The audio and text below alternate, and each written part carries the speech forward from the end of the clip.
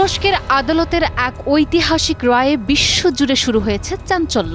এখন তুরস্কের মাটিতে পা রাখলেই জেলের গড়াদে যেতে হতে পারে নেতানিয়াহুকে। হ্যাঁ, ঠিকই শুনেছেন, এখন থেকে তুরস্কের মাটিতে পা দেয়া বারণ তার। ইতিমধ্যেই আইসিসি এর ওয়ারেন্টের কারণে 124টি দেশে তার প্রবেশ নিষেধ। তাদের আকাশপথ ব্যবহার করতেও পারেন না। এবার সেই তালিকায় যুক্ত হলো তুরস্ক। তবে শুধু তিনিই নন, নেতানিয়াহুর আরও 37 জন সাঙ্গপাঙ্গ বা শীর্ষ ইসরায়েলি কর্মকর্তারও একই হাল হবে। আসলে ঘটনা কি? কেন তুরস্কের হঠাৎ এমন সিদ্ধান্ত? বিশ্বজুড়ে তোলপাড় সৃষ্টি করেছে তুরস্কের ঐতিহাসিক পদক্ষেপ। তুরস্কের Istanbul chief public prosecutor office 7 November Israeli প্রধানমন্ত্রী বেনিয়ামিন নেতানিয়াহু সহ 37 জন শীর্ষ কর্মকর্তার বিরুদ্ধে জেনোসাইড ও মানবতার বিরুদ্ধে অপরাধের অভিযোগে গ্রেপ্তারি পরোয়ানা জারি করেছে।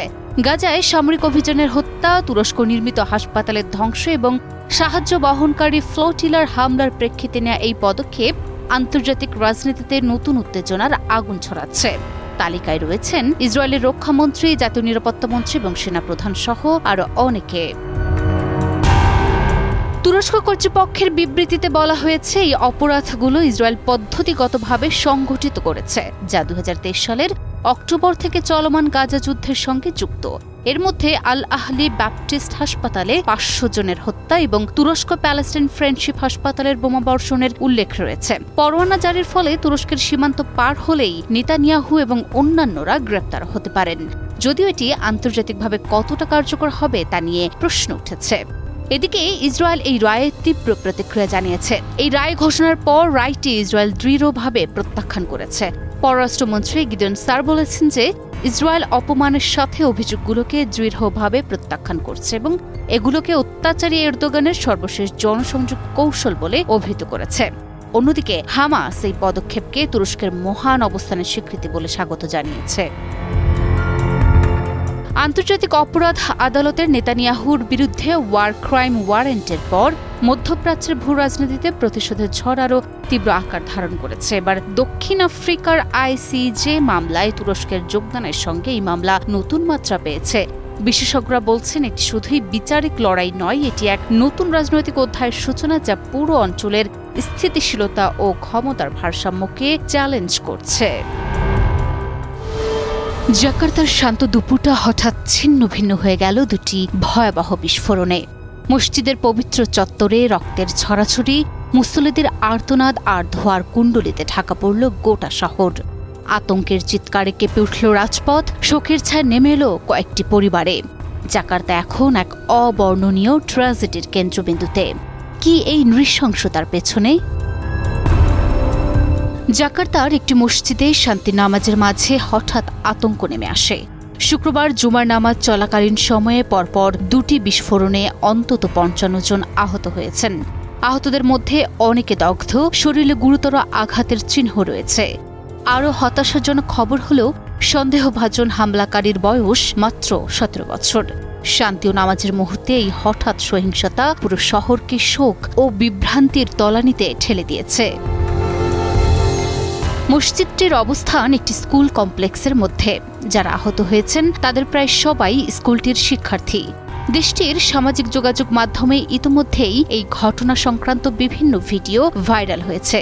সেসব ভিডিওতে দেখা গেছে মসজিদের সামনে অ্যাম্বুলেন্সের সাইরেনের শব্দে কেঁপে ওঠে পুরো এলাকা, আর আহতদের উদ্বিগ্ন স্বজনদের চোখে চোখে ভয় আর দুঃখ। ভিডিওগুলো যেন প্রত্যেক হৃদয়ে গভীর ছাপ ফেলেছে, কারণ একটা শান্ত দুপুর মুহূর্তেই রূপ নেয় রক্ত আর হতাশার ছায়ায়।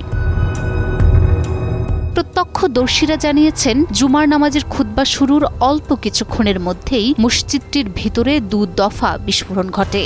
তবে কি কারণে বিস্ফোরণ ঘটল সে সম্পর্কে এখন স্পষ্ট করে কিছু বলেনি জাকার্তা পুলিশ। এই ঘটনার সঙ্গে জড়িত থাকার অভিযোগে 17 বছর বয়সী এক কিশোরকে সন্দেহ করছে আইনশৃঙ্খলা বাহিনী। সে মসজিদের পাশের স্কুলের শিক্ষার্থী। সন্দেহভাজন ওই শিক্ষার্থী চিকিৎসাধীন আছে, তার অস্ত্রোপচার চলছে। তবে এই বিষয়ে বিস্তারিত কিছু জানায়নি জাকার্তা পুলিশ। এছাড়া ওই শিক্ষার্থী কেন বিস্ফোরণের ঘটনা ঘটিয়েছে সেটিও নিশ্চিত নয়। ইন্দোনেশিয়া বিশ্বের সবচেয়ে বড় মুসলিম সংখ্যাগরিষ্ঠ দেশ হিসেবে পরিচিত। ইন্দোনেশিয়ার রঙিন সংস্কৃতি আর ধর্মীয় সহমর্মিতার মাঝে এ ধরনের হামলা বিরল ঘটনা। চার্চ বা পশ্চিমা স্থাপনায় হামলার কিছু ইতিহাস থাকলেও মসজিদে হামলার মতো ঘটনা এখানে একেবারেই বিরল। সাম্প্রতিক বছরগুলোতে ইসলামপন্থী জঙ্গিবাদ মূলত দমন করা হয়েছে, কিন্তু তারপরও এমন ঘটনা সেই দেশের মানুষের মনে দাগ কেটে গেছে।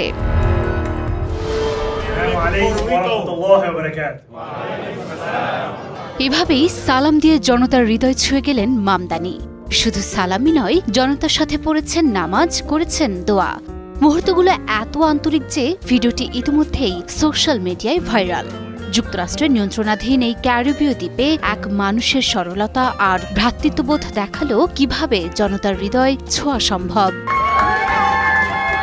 পুয়ের্তো রিকোর মুসলিম সম্প্রদায় এক ঐতিহাসিক মুহূর্তের সাক্ষী হয়েছে।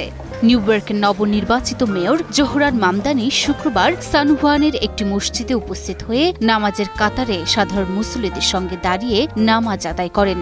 মসজিদে যাওয়ার সময় তাকে দেখে উল্লাসে ফেটে পড়ে পুয়ের্তো রিকোর সাধারণ জনতা। মসজিদের ভেতর জনতার সঙ্গে সকলের সাথে একসাথে দাঁড়িয়ে তিনি আল্লাহর সন্তুষ্টি অর্জনের চেষ্টায় সিজদায় লুটিয়ে পড়েন। এই দৃশ্য শুধু রাজনৈতিক নেতা হিসেবে নয়, বরং মানবিক ও ধর্মীয় সংবেদনশীলতার প্রতীক হিসেবেও তাৎপর্যপূর্ণ হয়ে উঠেছে। মসজিদের ভেতর উপস্থিত মুসলিম সম্প্রদায়ের চোখে ছিল আনন্দের ঝলক, হৃদয়ে এক উষ্ণ অনুভূতি।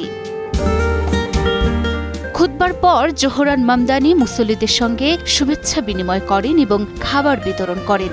এই ঘটনায় তার আন্তরিকতা, ভ্রাতৃত্ববোধের ছবি ও ভিডিও দেখে নেটিজেনরা মুগ্ধ হয়েছেন। এই সপ্তাহেই জোহরান মামদানি নিউ ইয়র্ক সিটির মেয়র নির্বাচনে জয়ী হয়েছেন। হারিয়ে দিয়েছেন সাবেক গভর্নর অ্যান্ড্রু কুমো ও রিপাবলিকান প্রার্থী কার্টিস লিওয়াকে। এই নির্বাচনে 2 মিলিয়নেরও বেশি ভোট পড়েছে, যা শহরের ইতিহাসে এক অনন্য রেকর্ড। জোহরান মামদানি নির্বাচিত হওয়ায় নিউ ইয়র্কের রাস্তায় সমর্থকরা পতাকা ওড়াচ্ছেন, গানে ও স্লোগানে নগরীর প্রায় প্রতিটি কোণায় আনন্দ ছড়াচ্ছে। শহর যেন আজ নতুন সম্ভাবনার আলোয় আলোকিত।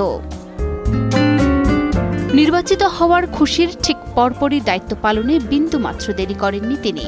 বৃহস্পতিবার পুয়ের্তো রিকোর সান জুয়ানে অনুষ্ঠিত বার্ষিক সোমোস কনফারেন্সে যোগ দেন, যেখানে প্রতি বছর নিউ ইয়র্কের রাজনীতিক, নীতি নির্ধারক ও লবিস্টরা একত্রিত হন। এটি তার নির্বাচনের পর প্রথম বড় রাজনৈতিক সফর, আর সেখানে গিয়েই মসজিদে নামাজ পড়ে নেটিজেনদের মন ছুঁয়ে ফেলেছেন তিনি।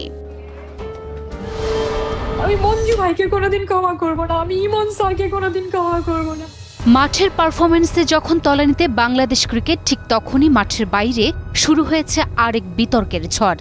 জাতীয় নারী দলের সাবেক অধিনায়ক জাহানারা আলম যৌন হয়রানির বিস্ফোরক অভিযোগ তুলেছেন জাতীয় দলের সাবেক নির্বাচক মঞ্জুরুল ইসলাম ও নারী বিভাগের সাবেক ইনচার্জ প্রয়াত তৌহিদ মাহমুদের বিরুদ্ধে।